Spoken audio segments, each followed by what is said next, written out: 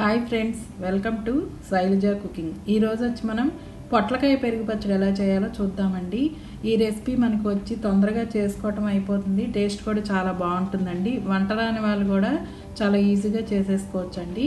ఇప్పుడు ఈ పొట్లకాయ పెరుగు పచ్చడి కోసం నేను 2 పెద్ద పొట్లకాయలు తీసుకుని పైన కొంచెం పీల్ చేసేసి ఇలా కట్ చేసి పెట్టుకున్నానండి. తర్వాత ఒక బౌల్లోకి 1/2 లీటర్ పెరుగుని వేసుకుంటున్నానండి.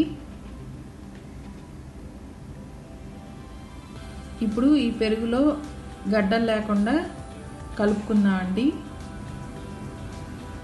ఈ పెరుగు పచ్చడి పెరుగు పుల్లగా కాకుండా కమ్మగా ఉంటే టేస్ట్ బాగుంటుందండి. ఇప్పుడు మిక్సర్ జార్లోకి 1/2 ఇంచ్ అల్లాన్ని చిన్న చిన్న ముక్కలుగా కట్ చేసుకుని వాటిని వేసుకుందామండి. అలాగే 3 పచ్చిమిరపకాయలు కూడా తుంపి వేసుకుందామండి. పచ్చిమిరపకాయలు వచ్చి మనం తినే కారానికి తగ్గట్లుగా వేసుకుంటే సరిపోతుందండి. ఒక 1/2 టేబుల్ స్పూను ఉప్పును కూడా వేసుకుని వీటిని మిక్సీ పెట్టేసుకుందామండి. ఇదిగోండి, ఇట్లా మనకి కారం రెడీ అయిపోయిందండి. ఇప్పుడు ఈ కారాన్ని ముందుగా మనం రెడీ చేసి పెట్టుకున్న పెరుగులో వేసేసుకుందామండి. తర్వాత రుచికి సరిపడా ఉప్పును కూడా వేసేసుకుందామండి.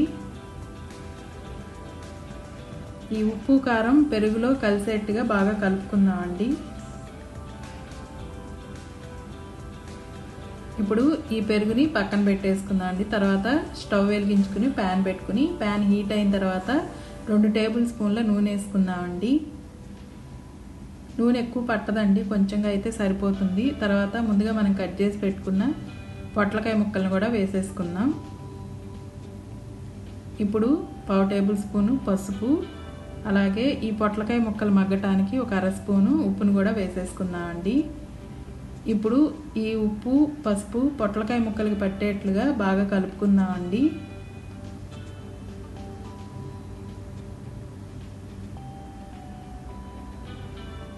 స్టవ్ మీడియం ఫ్లేమ్లో పెట్టుకుని ప్యాన్ మీద మూత పెట్టుకుని పొట్లకాయ ముక్కల్ని మగ్గించుకుందాం. పొట్లకాయ ముక్కలే కాబట్టి మనకి చాలా తొందరగా మగ్గిపోతాయండి. టైం కూడా ఎక్కువ పట్టదు ఉడకటానికి. ఇప్పుడు పొట్లకాయ ముక్కలు మగ్గినాయి లేదని ఒకసారి చెక్ చేసుకుందామండి. ఇదిగోండి, ఇట్లా మనకి పొట్లకాయ ముక్కలు చక్కగా మగ్గిపోయినాయండి.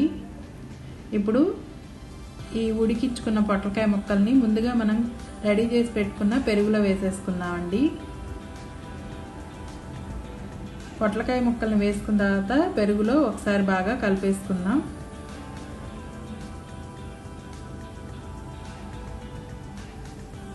ఇప్పుడు ఈ పెరుగు పచ్చడికి తిరగమూత పెట్టుకుందామండి.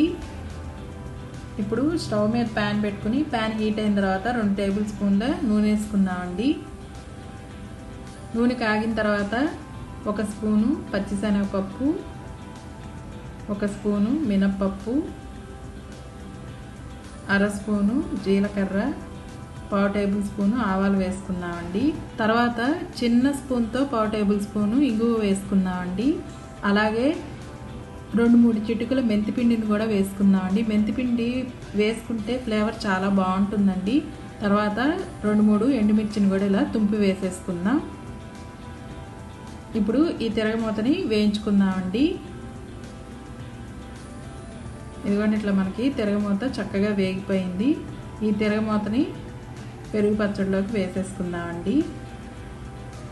అంతేనండి, వేడివేడి అన్నంలోకి కానీ చపాతీల్లోకి కానీ రోటీస్లోకి కానీ దేంట్లోకైనా సూపర్గా ఉండే పొట్లకాయ పెరుగు పచ్చడి రెడీ అయిపోయిందండి. మీరు కూడా ఒకసారి ట్రై చేయండి. మీకు నచ్చితే కనుక లేటెస్ట్ వీడియోస్ కోసం శైలజా కుకింగ్ని లైక్ చేసి సబ్స్క్రైబ్ చేసుకోండి. అలాగే మీ ఫ్రెండ్స్ అండ్ రిలేటివ్స్కి షేర్ చేయండి.